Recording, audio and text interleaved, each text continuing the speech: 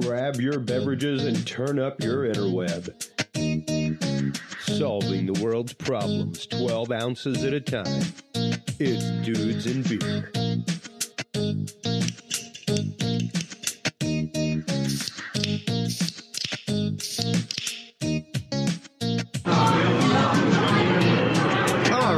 And we are back. Sorry about that little technical hiccup there, folks. We are here wireless from Shelley's Backroom in Washington, D.C. Probably the hippest place I've found. I'm partial to Harry's. It was cool whenever we went in last night. They recognized us, gave us great treatment. It was nice to walk in, and everybody, like from our waitress or waiter who came up and said, "Hey, remember me?"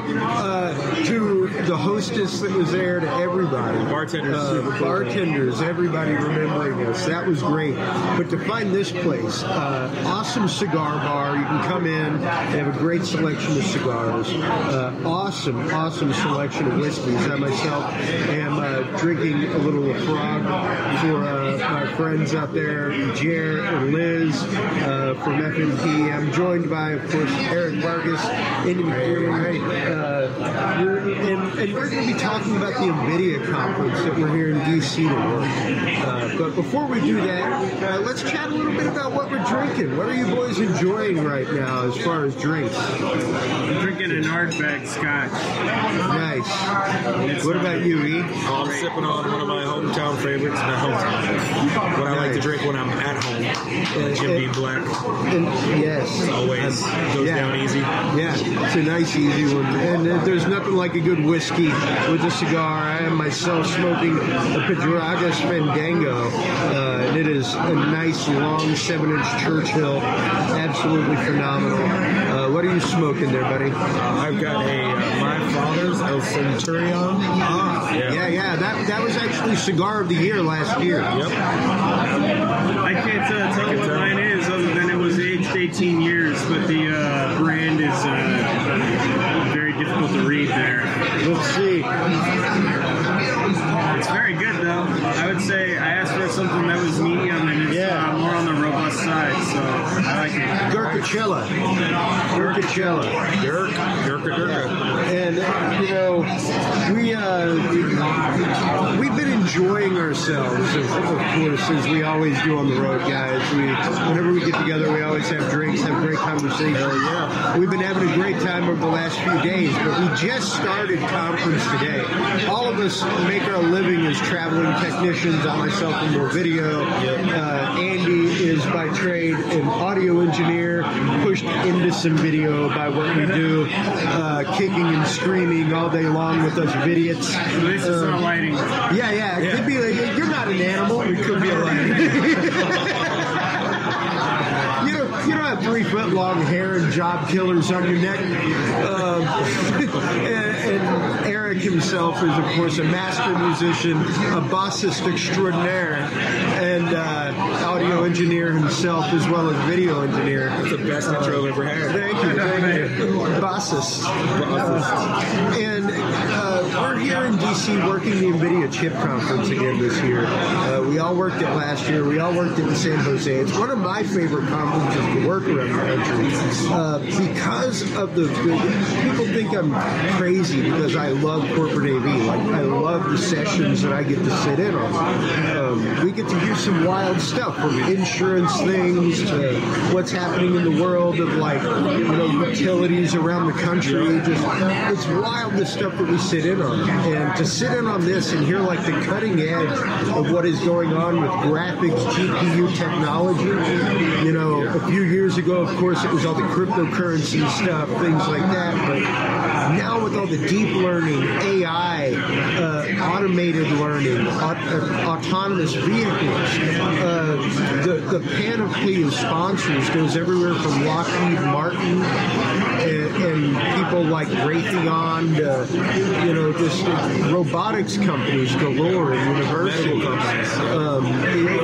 What are some of the things that you guys have been seeing in y'all's room this year? I've been dealing, my whole session, all my sessions today were involved in the medical field. Okay. So how they're using it to detect cancer, there was one one talk today where that guy was talking about how they're using artificial intelligence and the algorithms that they're building into these CT scans where they can slice them like ever so fine and look through that data, and they found like a needle that was invisible before. But with this technology and the way they can scan the body now, they can find a needle that was left in this person in surgery. It was causing all kinds of problems. Yeah. They were near dead, and they were able to scan them with this technology and find this hair fine needle that they left in there from a previous surgery. It has now caused all these issues. And without that technology, that person would have been dead. They wouldn't have known why. Wow. It's kind of crazy. Yeah. That is intense. So they, whenever we work the medical conventions, I love working in the demo rooms where they come in and plug stuff into our machines. And I remember a couple years ago working the medical conference that we were working in Baltimore. They were doing like 4D cardiograms live in my room. It was just crazy to like see them slow down the footage and see the blood flow through the ventricles. And like at the time, my son wasn't born yet, but because of my wife's age, her quote advanced age at 35, or past 35, it was a geriatric pregnancy. So we saw our baby like almost weekly. Right. From the time it was the size of like peanut. Yeah. So to see that technology that we saw 4D every other week, used in something like that, so groundbreaking, is absolutely incredible. Yeah, it's pretty cool. We actually did, when my wife was pregnant, we went in and had a 4D ultrasound from like a third-party person, because the doctors won't tell you the sex of the baby until a specific time when they're more than sure. Yeah. And so we found basically it was just an individual who had been a ultrasound technician who had purchased their own ultrasound gear and opened an office and was doing it basically on the side in a non-medical kind of capacity. Good for them. It's kind of cool.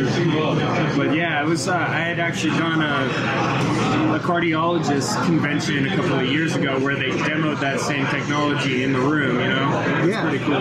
Yeah, and I mean we get to be privy to some pretty cool stuff.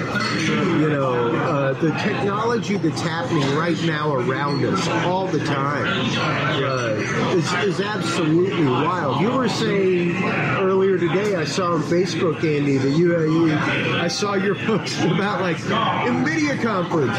One of the most frightening things I work every year. Right.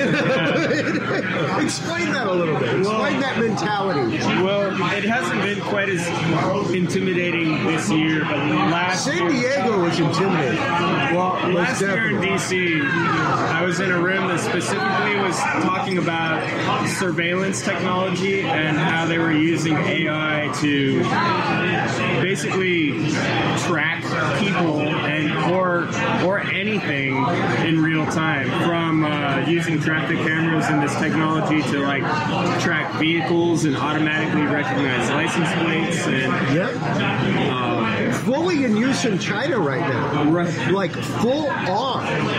And they were it was pretty scary stuff that I listened in on last year. But this year there was one where it was basically talking about training computers to emulate humans in a way that is indistinguishable from humans, for the use of robotics. Turing technology, basically making a computer as human as possible, right? Or at least to appear as human as possible and think as human. Right. This was kind of more geared towards the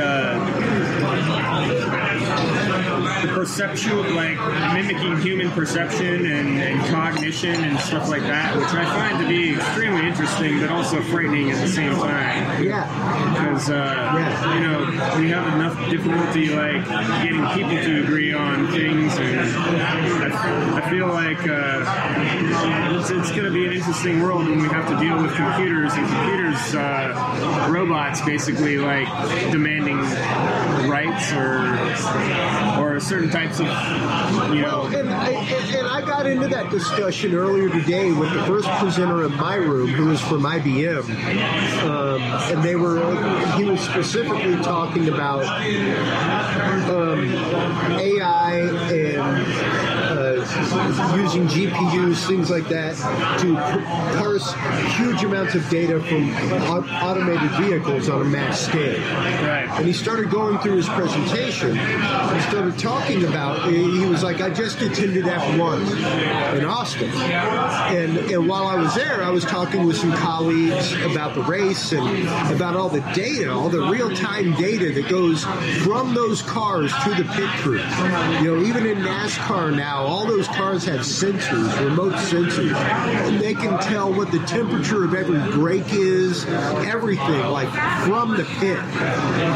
They're looking at computer screens with that information on it. And he was talking about the mass amount of data just coming from one vehicle real time. That, number one, you're going to need at a minimum 5G technology, which is coming about but still in the testing phase. And how just looking at a day of race for something like F1, you're talking about like a terabyte of data a day. But the drives that are taking it in, the things that are like out on the display floor, the expo floor where we're working right now, have speeds of like a terabyte a second. Right. A terabyte a second. You're talking about things like CERN and stuff too, which, when that's just mind-numbing. Think about your USB 3 connection. And what is it? Even a gigabit internet connection, where it's a gigabit a second. You're talking about 1,000 times that being transmitted wirelessly on a mass scale. And by the end of a race, everything else, talking about having like a petabyte, where it's 1,000 times a terabyte. Like, it's just mind-numbing to think about that. And then the question that I asked him afterward was, what's that going to mean when you're talking about automation of the roadways, like they're trying to bring forth? Automated cars. Like when I went to Vegas 2 weeks ago and checked in the Lyft, it wasn't available where I was, but it was like, you can now get an automated Lyft. Right. I can get into a robo-lift. Like, that blows my mind. Like, there's a safety driver in there. But,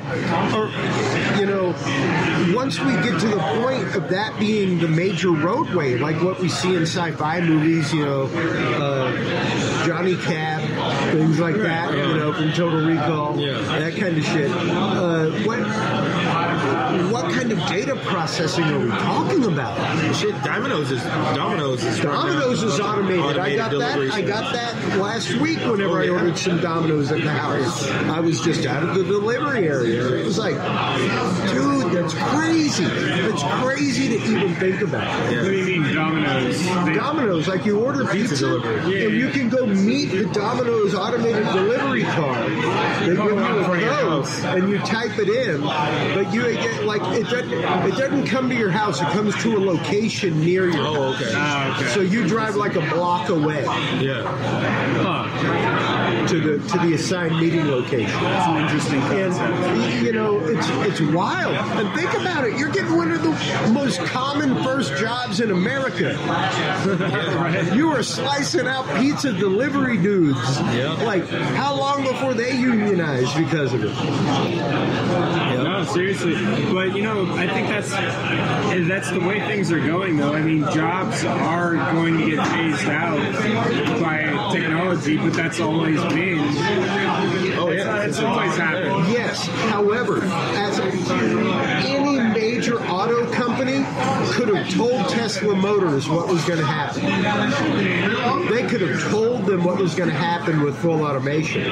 They suffered it. Right. They went through it, and unfortunately, the unions went through it and priced themselves out of work at the same time. Right. But Tesla does open up a whole another branch of employment that other automobile manufacturers don't have, and that's that they staff hundreds of software developers and robotics engineers, and AI technicians, where Ford may be starting to do something like that because they're seeing that that's going to be the future. But right now, I feel like Tesla is kind of... I feel like they've got things. They got a head start. They've got a massive. It's kind of like Microsoft trying to come out with mobile Windows. My issue is anyway, their numbers have yet to be sustainable on their own without government backing. Without government financing, they've yet to show the fact that they can stay afloat as a company despite their technology. Like even the wall technology that they came out with, how much have you heard about it? Because the implementation of it, the electric grid has to be fixed first. Right. The electric grid has to be rigged and ready for solar. And we got bridges collapsing in this country, much less an electric grid that is still 80 years old in most places. Right. Yeah. I mean, hell, we did a whole episode on Dudes and Beer about Tesla. Right. Tesla himself, Nikola Tesla. Yeah. And the fact is, what we're using now is exactly what he designed for the generation of, storage of, and transportation of electricity. Yeah, no, that's totally true. It's the exact same design. It has not changed one bit. The only thing that's changed is the materials used. It's gotten a little bit more efficient. But the principle and the concept of use is exactly the same as his patent. The very first alternating current power plant in the world is still functioning near Telluride in Colorado. And I challenge you to find any other industry that for 120 years has remained unchanged. Unchanged. I'm a video engineer. That stuff, those standards change every 2 to 3 years. Yeah, that's true.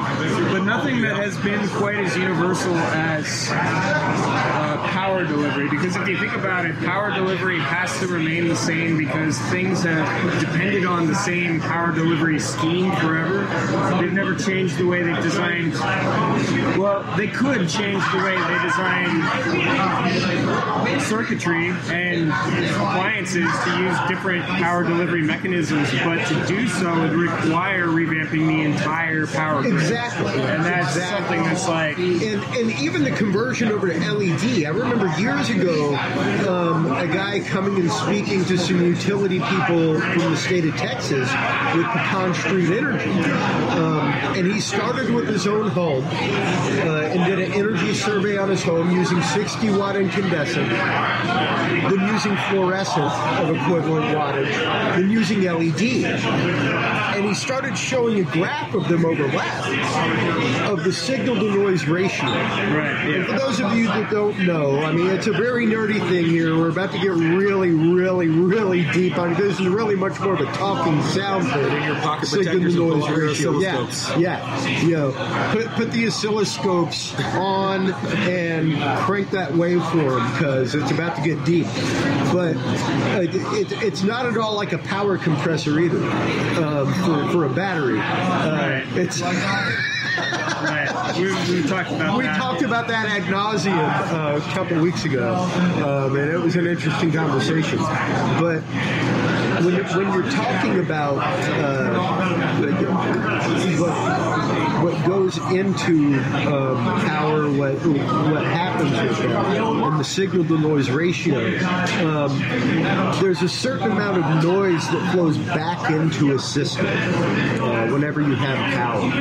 And that's what creates noise floor and microphones where you hear the shh in the background. It's the general power that's there to make the circuit connected and make it happen. And there's a certain, especially in alternating current, instead of DC current, like from a battery, folks, where it's all going one direction and it terminates and there's a ground and it dissipates and just goes away.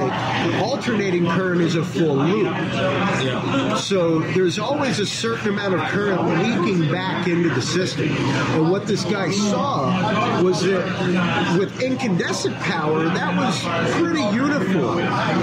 the crests and troughs of those waveforms fairly well lined up. Once you went to fluorescent, and we know this is audio, guys, whenever you plug into a circuit with electric, with like fluorescent lights, you're going to get a resonant amount of hum. Oh, yeah. You know, and it's that 60 cycle hum that you try and buck, that you try and get rid of. That's what humbucker pickups do, people.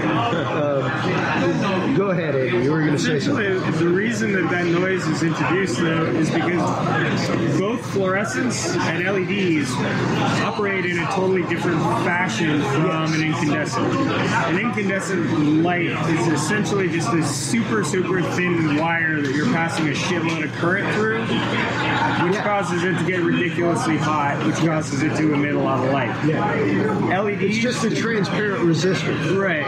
An LED, though, operates at a very low voltage, and a fluorescent tube operates at an extremely high voltage. You need ballast. And so, yeah, exactly. And what you're doing is you're introducing some form of voltage regulator. With LEDs, the biggest problem is not that they consume far less energy than an incandescent, which is their benefit. But the downside is that every single LED fixture that you put in your house has a switching power supply in it, which is inherently a noisy type of power supply. And so every time, if you're buying like cheap Chinese LED like knockoff things, you're probably going to start having all sorts of weird problems in your house with like TVs not working correctly. That's what this guy showed, was the fact that the signal-to-noise ratio, which the more noise, the dirtier the power, the more chance there is for injury, the more chance there is for transformers down the line to blow up. And he was like, as he went to fluorescent, he showed that the noise bumped by about 10%. Right. And then when it went to LED, it was like 30% more. And he was like, now imagine if an entire neighborhood converted to LED and their power lines were 80 years old and their transformers were 50 years old, like they are in many parts of the country. If you went to like Poughkeepsie and did that, you'd blow the power grid. Like they even showed in New Jersey all of about 6 months ago where there was a town in upstate New Jersey that had to start renting power from another state because of all the crypto miners. Wow. Their power grid was not ready to handle people crypto mining and using GPUs and video cards in that kind of way.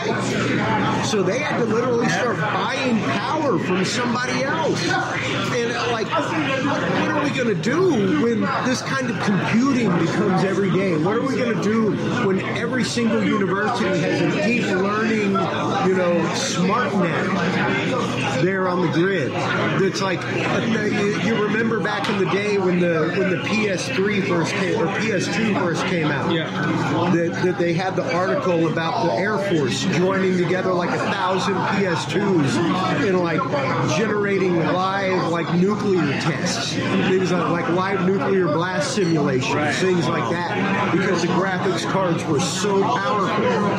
They were cheap. The cards you can get now are 10 times more powerful than that. If not more. Like you go out and buy a 1080 Ti from Nvidia, something like that, a good 6 gig memory card, 6 gig RAM memory card, graphics card. It's going to blow a PS2 out of the water by like 30, 40 times. Smooth. The things you can do when you tie those things together are absolutely phenomenal. No, it's the amount of computing power that they've been able to suck out of CPUs these days is absolutely ridiculous. But it's only getting more and more. I mean, at this point, they're still like not quite at the fringe of what they could, what they're trying to do. They're still needing more power. But I mean, it's scary how quickly things have changed, though. Because I mean, just a few years ago, like I mean, a GPU that you spent $1,000 on 10 years ago is completely obsolete today. Oh yeah, you know, absolutely. It's like I remember when I first started editing video, and many shout outs to our listener Dean Larinaga. He's always tuning in, always listening live. He's he just commented way over my head. This conversation is. I used to kryptonite Superman, and I tried to regulate. You know, it is over the head whenever you start talking about the math behind power, whenever you start talking about that. But it's something you really have to consider whenever you talk about the implementation of technology. Hell, even whenever you're talking about how much stuff you're plugging into a power strip on one socket in your home, you know, like it gets out of control rapidly on a 20 amp circuit, and it can pop things, it can do damage to equipment, and like you were saying, Andy, just the rapid acceleration of technology. Like I still have a Commodore 64 and Apple IIe in my mom's garage, but to hear last night at the opening reception from Lockheed Martin that they're teaming up with the Drone Racing League to start the first automated drone racing league to soon compete against the human drone racing league. And then to know that like 3 weeks ago, Defense One, basically like the Wired magazine of the Pentagon, they're the ones that say that like give all the technology updates from the Pentagon, things like that.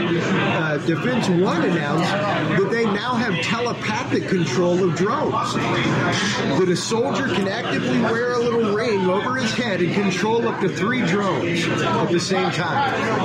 The new YF-35 that's coming out, you know, the stealth attack fighter, actively has a swarm of drones that can electronically scramble radar, things like that.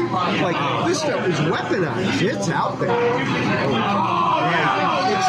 It's wild, the things that this technology, the GPU technology is allowing us to do right now. Yeah, it's interesting. I'm personally totally against the idea of weaponizing AI, but it's clearly on the radar. It's like unavoidable at this point. Yeah, it's being done. Yeah,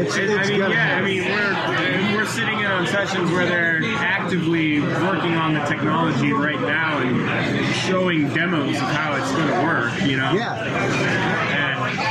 Well, like the gentleman I was talking to earlier today for my DM was saying, I was like, you know, because we got into, of course, Dudes and Beer, we cover a lot of sex robots. A lot, because it's out there.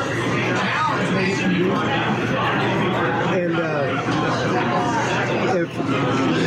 if that's out there already, and it's we just blocked it for the first time in Houston. You live in Houston, yep. Eric. I was not at all affected by it. People, yeah, I mean, very few people would be, but it's one of those. They blocked the first U.S. sex brothel for sex robots, and it's the fact of.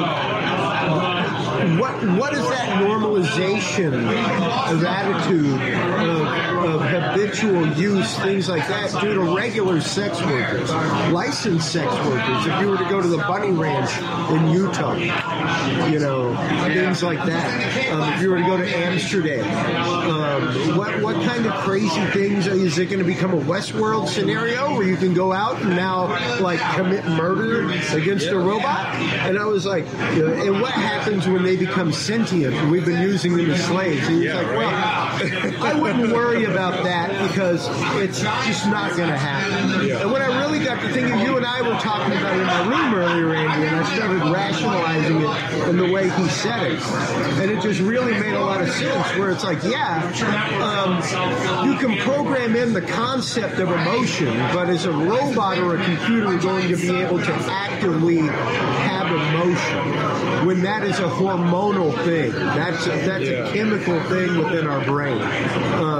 You can program in the synthesis of what an emotion is. You can program the synthesis of what language is, and they can actively learn from language. You know, you can program in the fact that an exclamation is supposed to be passionate.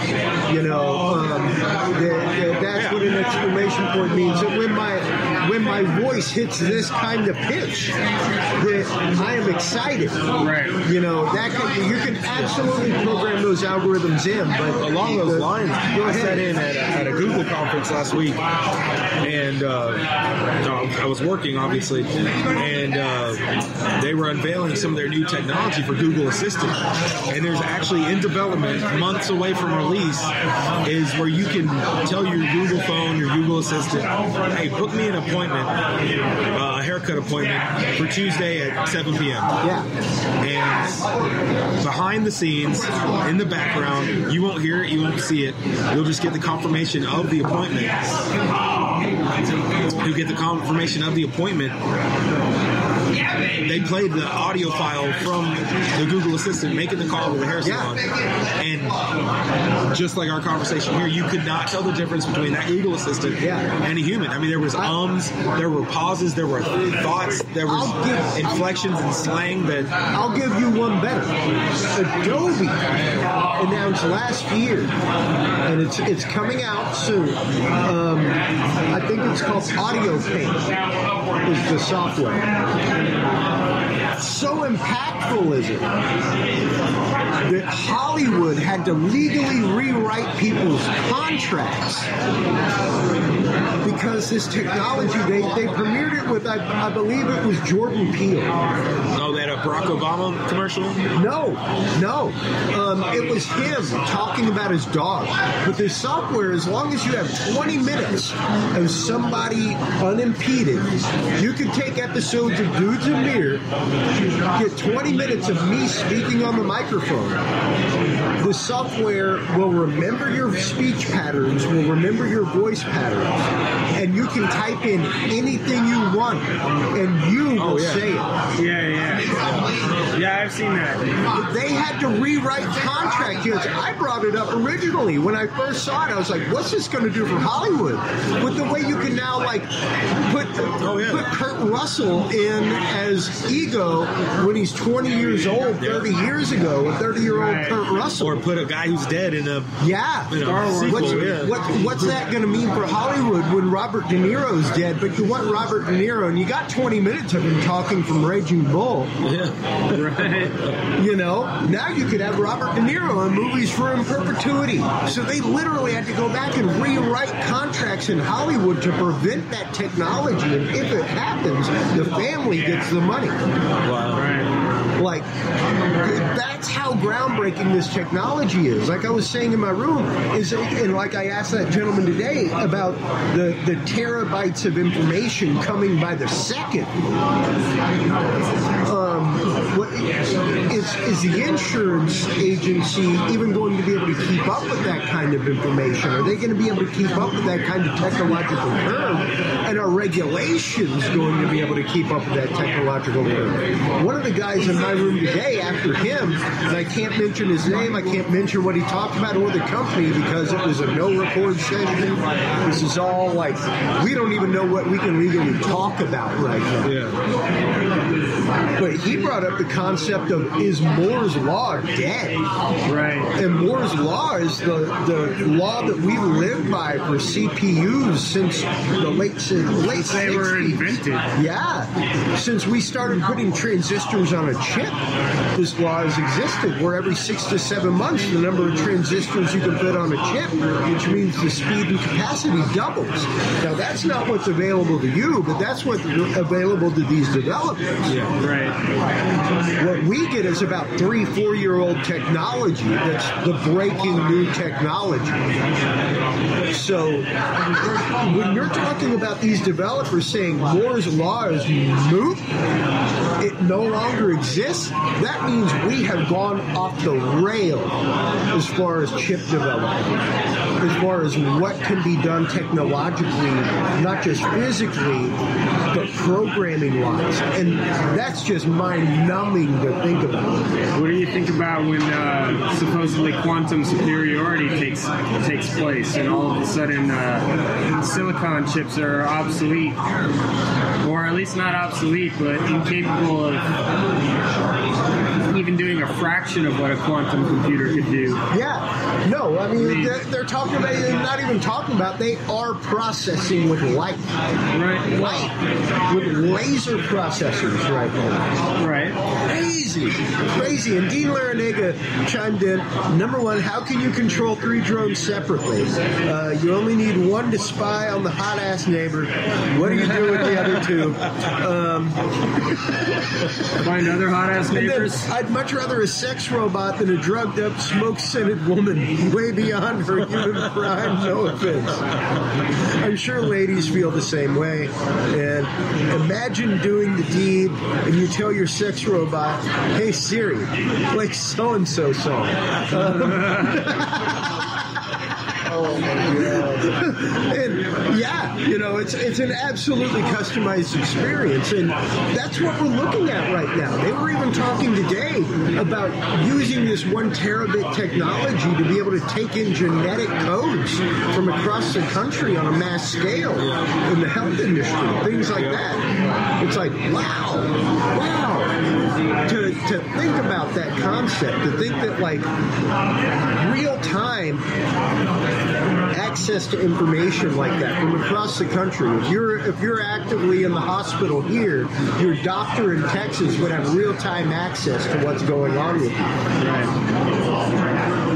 Oh yeah, I work Texas children's events all the time, and they have those robots with the screen face, and the doctor from New Zealand is checking in and working with their patients, and they're in Houston. You know, I mean, it's doing nothing but getting stronger every year. Every new processor that comes out, it's better and better. They have those in the Tampa airport.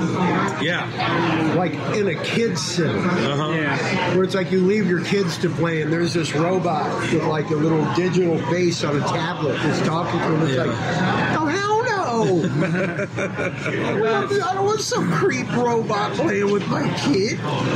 It's interesting because I feel like those are pretty much just toys compared to what's really available these days. For sure. I mean, I used to, about 12 years ago, I used to work as a freelance, like, just technician, and I did all sorts of stuff. But one of the gigs that I ended up getting was repairing robots that delivered medicines in hospitals. And so they essentially, at that point in time, I mean, this was 12 years ago, essentially at that point in time, it was nothing more than a filing cabinet with automated wheels, you know, and a couple of cameras and a map inside of it of what the hospital looked like. And so you would basically start off at the pharmacy, they'd fill it up with whatever needed, and it would go down the hallways one by one to each room that needed medications and deliver it to the patients in those rooms. Wow. And I mean, that was it's kind of like a Roomba, you know. I mean, it's basic.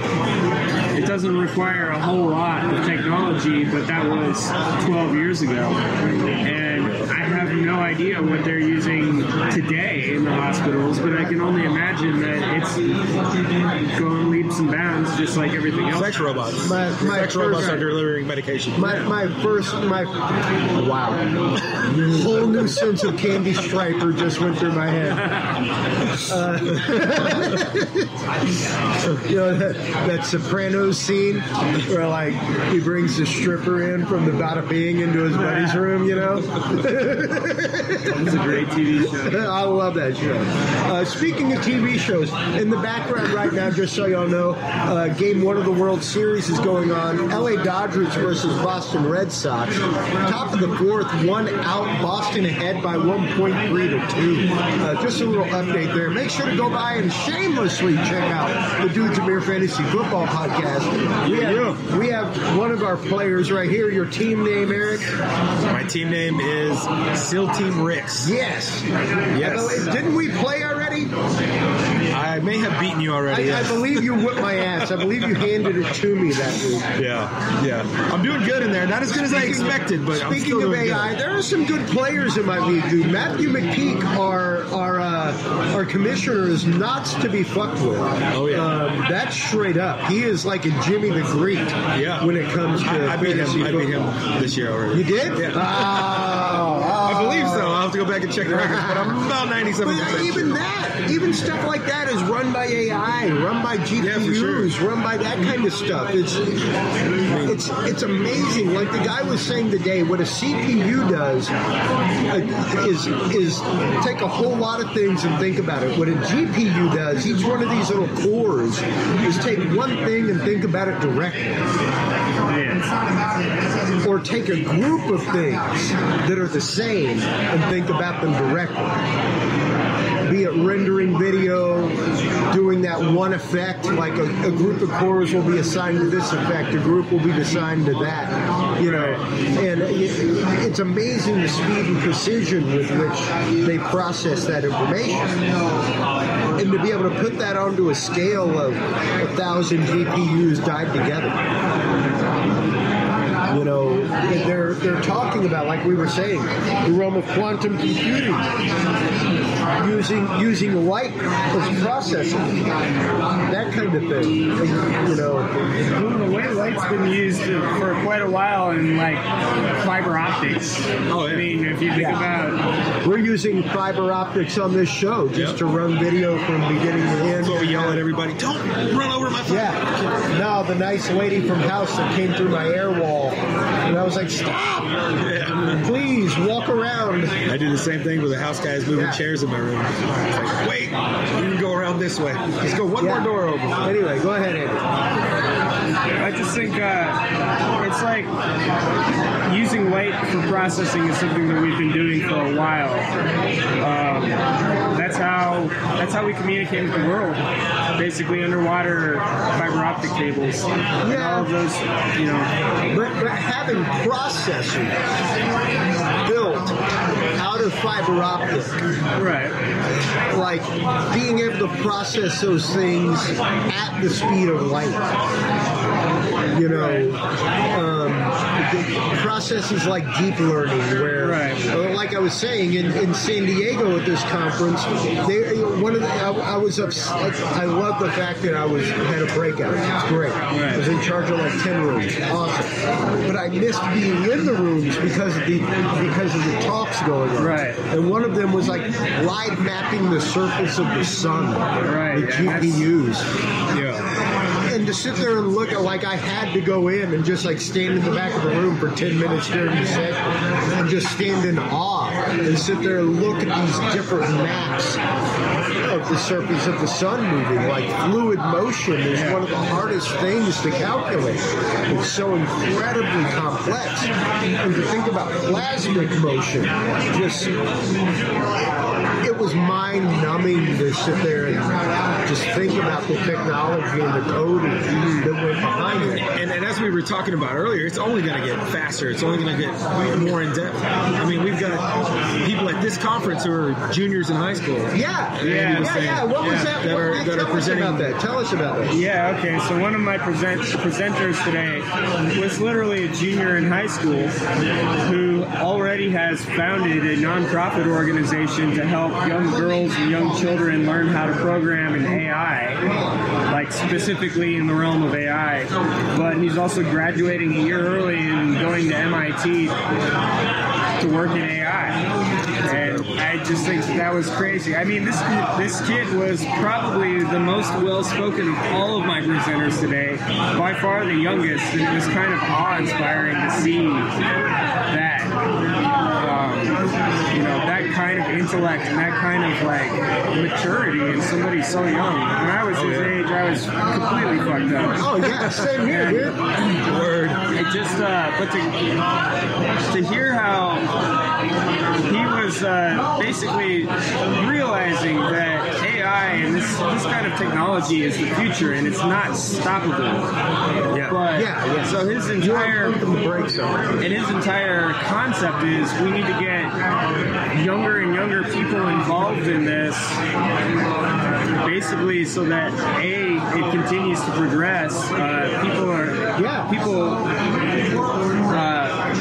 So the kids have an opportunity to see these kinds of things, because programming has changed. Programming has changed to the point where AI is like the next thing. Like when I was in 7th grade, I was building little websites instead of turning in paper reports, you know? When I was in 7th grade, I was building a little screensaver that had Gumby flashing in different colors, that had Gumby waving and his eyes moving. Me and my cousin were making wave logos. Yeah. With and this kid in 11th grade had already built a program that was helping diagnose diabetes in young children, and I mean, like, it was just, and using AI to do it, and came up with a non-profit organization with his sister in order to teach other young kids how to do this kind of stuff. I just think that's completely amazing, and it gives me a little bit of hope that this technology will at least have some people looking after the greater good, not just trying to make profits. You know, not just about trying to fulfill a quarterly quota. Right, because I mean, this technology can be used in so many ways, so many nefarious ways. Yeah, totally. Just to make a buck or two. I remember one of the first conferences I worked in Austin in corporate AV was at the University of Texas, and it was a deep learning event. This was back in like 2010? Back in 2010. 2010. Yeah. We're old. We can call it 010 if we want. Because it's OG, son. And there was the creator of Deep Blue. Like the IBM computer that like beat Kasparov. Right. Watson's great. And helped design Watson. And he was talking about, there was a recent case where a girl who was like 16 or 17 had gone and registered on Babies R Us for a friend of hers who was like 21 or something like that, who was pregnant. But started getting all these things like, congratulations, you're pregnant, in the mail. And like, it was an open lawsuit at the time. She won. Because it just gathered her data and put her into this database. And like, she got kicked out of her family home. Her family disowned her. Like, all kinds of horrible things happened because she was like 17 like and a pregnant. defamation lawsuit? And she was not 17 and pregnant. Right. And he was like, this is the example of how beneficial it is to a business, but how it can absolutely go awry. Right. So rapidly. And think about exactly like you said, think about the nefarious ways in which this quote-unquote big data can be used on a regular basis. Yeah. And it was probably about 3 or 4 months after that I worked my first Black Hat convention, where I had General Wesley. Oh my God, his last name just left my head. I almost said Wesley Snipes. Let's just say that. General Wesley Snipes. After he got done killing all the vampires. Yeah. The Daywalker. Yeah. But he was former head of cybersecurity at the time. And he had just left and was saying that 3 years prior to that, and once again, this is 2010, 2011, and Wesley Clark. There you go. And he was like, 2 years ago, the FBI came to me and said that my simple cell phone ping data, they could accurately predict within a 2-hour window where a person would be. Now, this is just satellites that your cell phone is actively pinging off of because we're creatures of habit. We tend to hover around the same places, even working in town. As techs, can you count on more than 2 hands the number of venues you work? Yeah. other creatures have had it. Now consider cell phone check-ins on social media, videos, pictures, live chats that are your camera, all this stuff that you say yes allow on your phone and on apps. All those things that can be registered, can be tracked. Me, my wife, and my kids, we share an app that tracks where each of us are at any given time. You know, as long as our cell phone is connected to the internet, I can see where my wife is, I can see where my daughter is. My son doesn't have a cell phone yet. Can your daughter see where you are? Yep. Nice. Yep. That's awesome. That's awesome. No, it's completely. I mean, we have profiles that transparency. Yeah, that have my mother-in-law and father-in-law and are in a group with us. That's good stuff. I like that. My parents are old school. My dad said, "Oh no, nobody's gonna track where I'm going." Yeah. Absolutely. I cut all things off. NFC location, everything. And if you want something like that, everybody, and this is no promo, I do not get paid by them. Go check out Decentral One. The letter D, the word Central, and One. All one word. It's made by John McCaffrey. He came up with it years ago, and it's one of the only apps out there that will tell you every single part of your phone that every single app connects to, beyond what your permissions say. Interesting. Great app, good stuff. And yeah, amongst this privacy age, our children are going to be the first ones to grow up in an indelible society. We grew up in an indelible society. We grew up where as long as you kept adding water to that ink, it would eventually get clear, folks. Whatever you did, it would eventually disappear. People would forget. Yep. It ain't that way anymore. No, whatever you post online ain't going away. Yep. It ain't going away. It's an indelible society. As much water as you add, that color stays the same. I myself popped up on radar with Dudes and Beer all of 2-3 weeks ago. I'm huge on LinkedIn. I love LinkedIn. My LinkedIn game is strong. I have Roger Waters' tour manager is my LinkedIn connection. Yeah. Like the head engineer for the Guess Who, Linda Moulton Howe, all kinds of people. Dr. Stephen Greer, biggie wigs, even my last guest, from the Joseph Campbell Foundation. I met him on LinkedIn.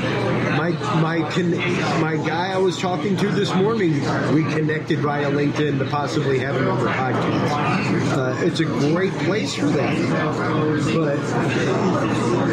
But every week I get you appeared in this many searches, and you can see who searched. Oh yeah, and it I was love that. You appeared in 128 searches this week, and I was like, oh, snap. Chris just appeared in a lot of searches. And I looked, and the top two, number one, with 48 searches was the Department of Defense. Number two, with 62 searches, was the CIA. Yeah. So in 1 week, that many employees of the Department of Defense and CIA looked at my profile. And guaranteed it was because I'd recently done an episode on CIA mind control throughout the years. I'd done an episode on UFOs. I'd done an episode on Bigfoot. All kinds of stuff like that. Yeah. You got to know that the people that are interested or have vested interest in that sort of topic of conversation are going to be aware. Absolutely. Not just that, but of course, previous experience I have listed on my resume. And again, there's artificial intelligence out there that's listening to everything that's getting put out on the internet, and they catch key phrase or that word or that all day long. Yeah, your phone title of your podcast. You're even thinking about it. Yeah. Talk about going to want a vacation to Europe or something, and you're just casually talking about it, and the next time you log into Facebook, you'll see ads for it. Yeah. Just because people called me crazy years ago whenever I used to say that on broadcast we would stop the show, sit and eat lunch, I'd do my editing or whatever, and then we'd just sit around and talk about gear that we needed for the studio, things like that. and then we'd turn around to Google it, and the ads would be what we were talking about. Right. You know, That was about 6 months before the head of Samsung came out and said, if you have a smart TV in the last 3 years, it's been listening to you. Oh, wow. I'm getting listened to. No, but I mean, even being here at this conference, we're not registered participants in the conference. No. We're working as I have been getting since I got here, Nvidia advertisements. Oh, yeah. Microsoft advertisements featuring Nvidia products. And I'm like, I'm just in the vicinity of all these people. And they're sending me advertisements. Have you boys been getting the string of texts this election season? I haven't. Oh, yeah. No, I haven't. Yeah. In Texas, it's bad. I got one. Beto O'Rourke is under active lawsuit because of them for infringing on people's privacy. I got one just before we started. Hi, Connor. And that's the thing. It's always some name that is not yours, because as soon as you respond to them and say, this isn't so-and-so, it's this. Now they have your permission. They technically have your permission to continue the conversation. And I had a little thing that I copied and pasted and sent out that was like, hi, I am not who you're trying to contact. You got my name from an automated list. You have no right to know who I voted for. It's a private ballot. My wife doesn't have the right to know who I voted for. Please remove my name from your list. What you're doing is extraordinarily creepy, and I don't like it. Thank you very much. And I copied and pasted that to every one of them and then blocked the number. But they kept coming through from other numbers. Oh, yeah. And this one was, hi, Connor, it's Karen with Travis County Democrats. From Beto to the Bonds. Everything on your ballot matters! Exclamation point. Can we count on you to vote early for all the Democrats on your ballot in favor of Propositions A through G and against Proposition K? Wow. I get these messages on a regular basis from random numbers that say my name, the city that I live in, and a link, a random link. And every now and then I get them to have my actual address. Oddly enough, this episode is brought to you by Proposition K. Yes. Proposition Potassium, everybody. Look at this. Eat a banana every day. It's good for you. Look at Prop this. K. Look at this text that I got. It's my name and my actual address with some sort of random link. Dude, that's creepy. Now, let me ask you. My actual address, like the one that I live at. Wow. And I don't know where they come from. They come from a random number every time. But it happened pretty much right after we bought the house, which was right after the Equifax leak. Did you happen to register a change of address? Well, we bought a new house, so yeah. Okay, here's the thing. Number one, this is a big tip, big piece of advice for maintaining privacy, folks. Number one, the post office sells your address. Yeah. Straight up. I'm a victim of this because I have probably about 8 registered DBAs in the state of Texas as well as an LLC. Those listings are sold because it's a matter of public record. You're a registered business. Whenever you register a website, that information is sold. So, number one, like when we moved into our rent house, my wife brought to our apartment change of address forms. I was like, awesome. And I took them from her hand and tore them up and threw them in the trash. She's like, what are you doing? How are they going to know where we live? I was like, I don't know. We'll call Austin Utilities and tell them where we moved and where to turn on the water and power. Right. We'll call T-Mobile and say, hey, just so you know, we moved to this address. You call all of your debtors and you let them know where you moved. But don't fill out that form, because as soon as you do, you end up on that list for email, for everything. Right. There's so many things. I thought I was above that, beyond that. I was taking all the proper precautions to not get on those lists. But there's that one website you download, and you got to put your email address and name in, and then there's that one app you download, and it asks for your email. Have it just to sound but I mean, they find your information. I mean, I'm getting phone calls from numbers and people trying to sell me home security and internet and computers and telling me there's something wrong with my PC, even though I don't own a PC. One of my favorites. So, and my mom fell victim to that, and that was what made me reach out for the first time to Arshawn McCleskey, former Secret Service agent in the fraud department in the San Antonio office. He now heads up the UT Department for Identity, UT Center for Identity. Go check it out, folks. We have him on here and there talking about privacy online, internet security, private identity, things like that. And my mom was victim to one of those phone calls that senior citizens get. They're online. She used to be a teacher. She thinks she still needs all this email stuff. She has, other than Facebook, she has no online identity, folks. None. All right? She's not on the Twitters. She doesn't do any of that. But my mother was contacted by Microsoft on her phone about her Microsoft account. And there was a problem with her Microsoft account, and that they needed $150 to clear it up. Okay. So she took care of it, and then of course called her IT guru, me, who bought her computer, and was like, hey, Microsoft called me and said there was a problem with my account. I was like, oh my God, please tell them you did not give them money. She was like, yeah, I did. It's Microsoft. They had my email address. I'm like, sure they did. You register for AARP, you made a change of address form, you have numerous accounts that are floating, you have a Yahoo account that you're still using, and it was shown every single Yahoo account was breached.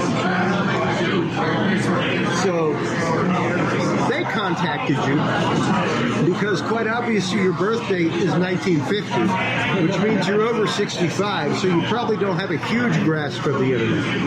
Right. And you need to call your bank right now, put a stop payment on that, and change your account information and get a new card. So that begat our first security episode on Dudes and Beer. And since then, she fell victim to another one where, like, the sheriff's department called her up and asked her for money, and she gave them like $25. I was like, okay, wait a minute. Sheriff's department, was it like the 500 Club? No. Okay, that's not legit. 500 Club is the only legit police officers benevolent organization out there. What did they tell you? Well, they said that they were going to send me a receipt by email. I already got it. Okay, what's it from? It was from like cops.org or something like that. I'm like, no. Number one, don't call sheriffs cops. No police officer likes being called the cop. Much less do they call themselves cops. And that is not the website that would be coming from. So, once again, I searched through my text because I remember I'd said, go ahead. It was almost a year and 20 days ago. I texted you. I was sitting at a conference in Houston. Yeah. And the keynote speaker was Kevin Mitnick. Yes. Yeah. And he was talking about how easy it is to hack this and hack that. For everyone that doesn't know Kevin Mitnick, folks, he is the original phone freak. He is the guy that the movie War Games is based off of. Yes. Who broke into government computers when he was like 18. It was rumored the fact that he could like whistle the tones to get into computers, things like the modem codes to get into shit, things like that. Went and served time and was hired by the government afterwards to come, straight up catch me if you can status. Yeah, exactly. So go ahead. So that's his profession now. He goes, companies hire him to come in and hack their security. Breach the system. Breach their system and show them where their weaknesses are and show them what to do to mitigate anybody else from doing the same thing that he just did in a matter of minutes. Yeah. You know, and he showed us basic tools that he uses, and it's nothing that you can't get ordered from the internet and have it here in 2 days on Amazon Prime. Yeah. I mean, or in 2 hours with Prime Now. Yeah, right, correct. True. Yeah, but I mean, in Houston, I don't know if you had it in Austin or Arizona, but we had a big thing last year where people were sticking those card readers over ATM inputs. Yeah, the skimmers. People's lives right there. No, and dude, one of the biggest cases that Arshad McCleskey helped bust was one, and I cannot remember the restaurant's name for the life of me, but it's a prominent 30-year-old restaurant in San Antonio. One of those places it's like on every travel website in the universe. Go to San Antonio. Where should I go eat? Here's a traditional San Antonio place, owned by a local family for 30 years. Their head maitre d' had family in Mexico who was kidnapped by the Sinaloa cartel, and he was told to skim cards. And they gave him a card skimmer that he kept in his apron. Wow. And on his way to go scan your card to run your tab, he skimmed it. And he was doing that for 5 years. 5 years of free and that's one of the things that Nick was saying is that you don't even need swipers anymore. No. Bump technology, NFC, wireless tap pay. RFID. No. You just walk by somebody. I've got Andy's with me. He's got an RFID wallet. Yeah, same here. We're a table full of RFIDs. Hell yes. I'm about it because that bump technology exists with the chip technology. It's a radio frequency. That's all it is. That's all it is. So, it's the realm of this technology and where we've hit, like we were saying in my room earlier, we've barely gotten to the point of regulation. The technology advances so fast that the regulation is almost non-existent. And right now, Andy actively in. I think you may have to have your NFC on. I do. You have your NFC on right now? Yeah, you're not going to be able to get in your room now. Andy had a situation the other day with one of his hotel cards at a hotel, which now frequently use RFID tags, folks, where his phone would alert him whenever it was in New Orleans. But it was only in one of his cards. Yeah. Really? Only one of his cards was doing it. And I would set my phone down on it, and my phone goes, and I've never heard that noise before. Yeah, like it's a sound on his phone that he's never enabled. I was like, my phone was sitting on my nightstand one night, and I kept, picking it up to look at the time and then setting it down, and it would go, and at first, like, the TV was on, so I was like, what is that? Is somebody maybe cursing? It's just TV or something. Is somebody cursing on air?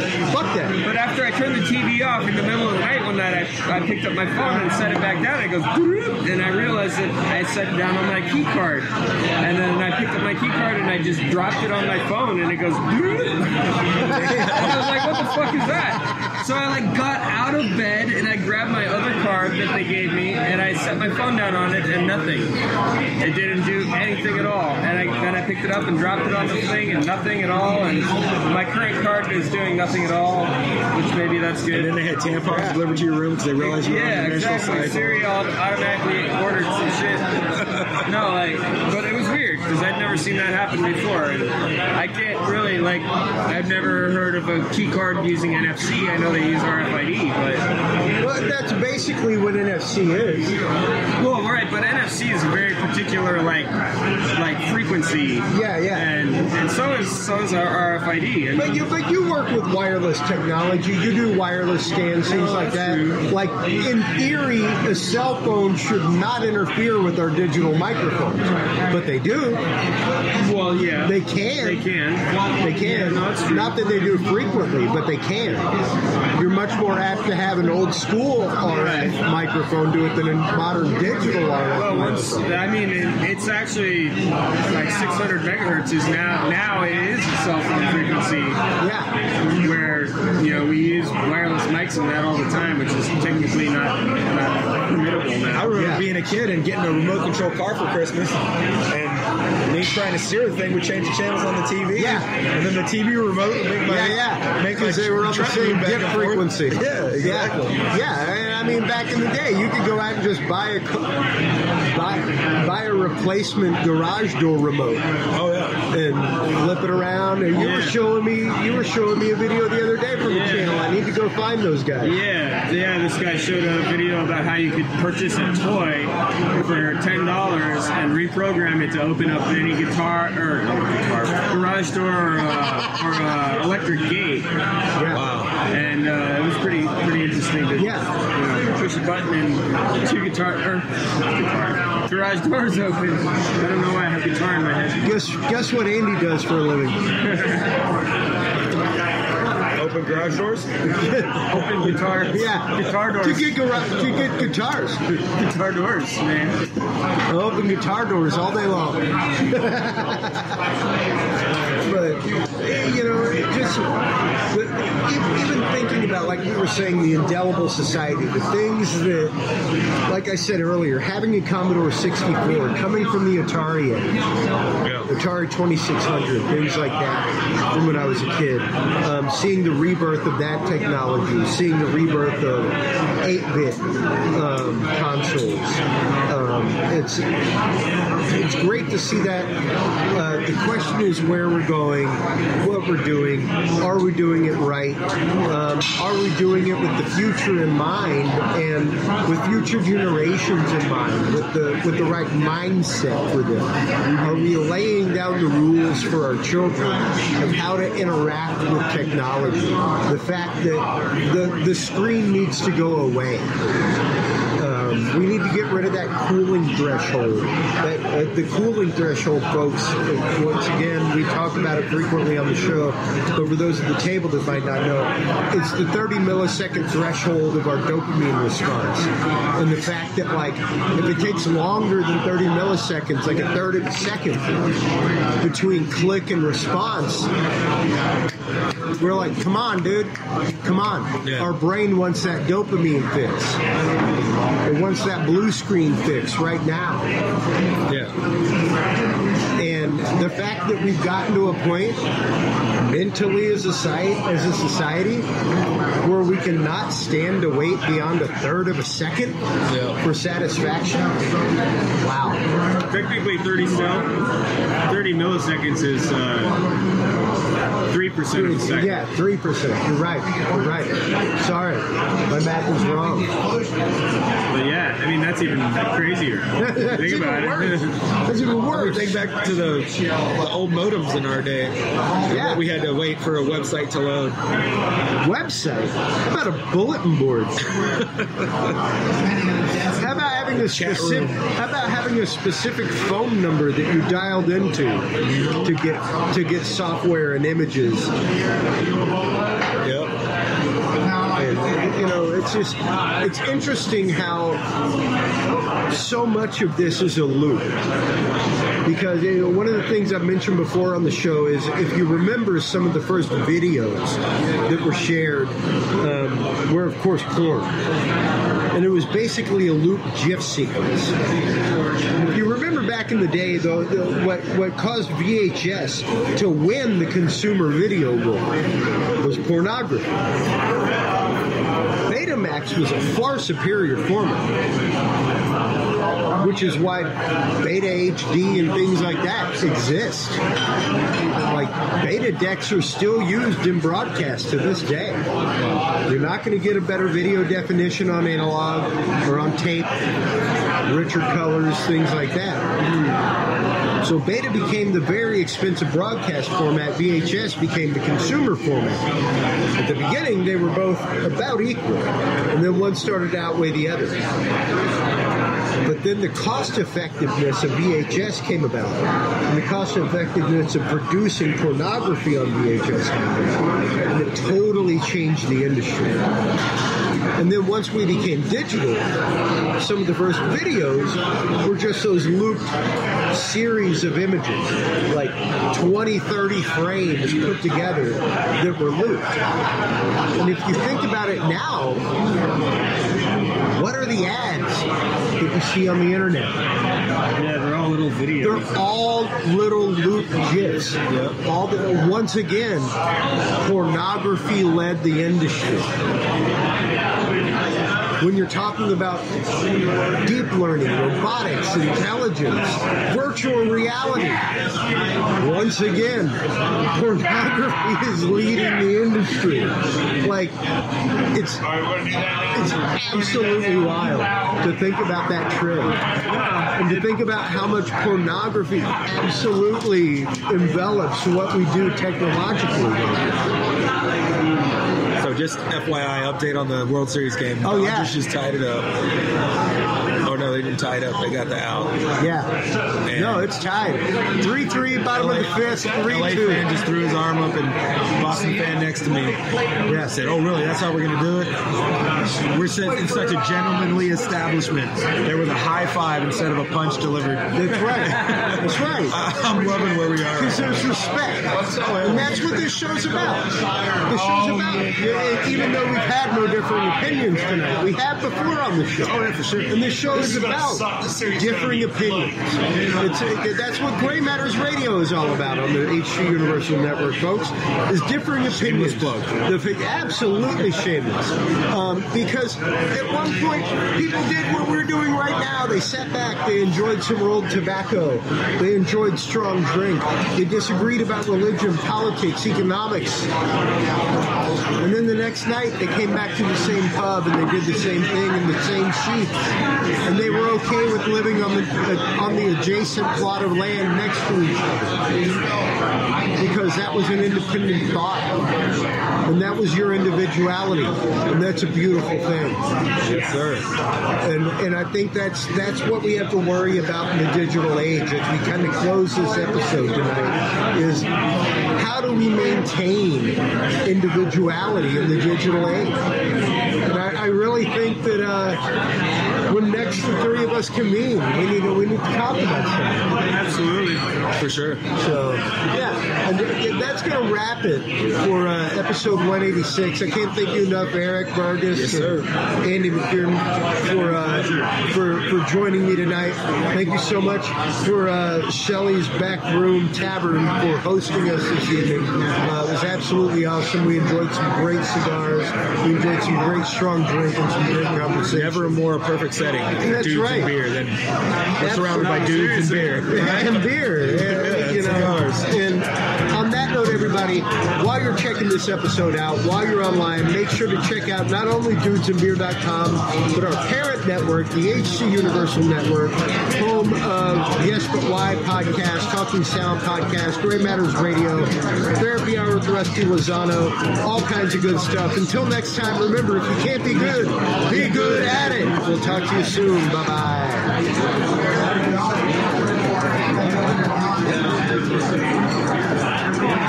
Devices.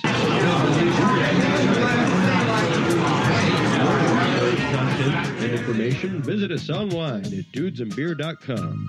You can also find our episodes on Breach.tv, iHeartRadio, Spreaker, SoundCloud, iTunes, YouTube, Stitcher, or your favorite podcast service. Dudes and Beer is a proud member of the HC Universal Network family of podcasts. For more about our sponsors and other podcasts on this network, visit hcuniversalnetwork.com. Thanks for listening, everybody, and until next time, drink responsibly.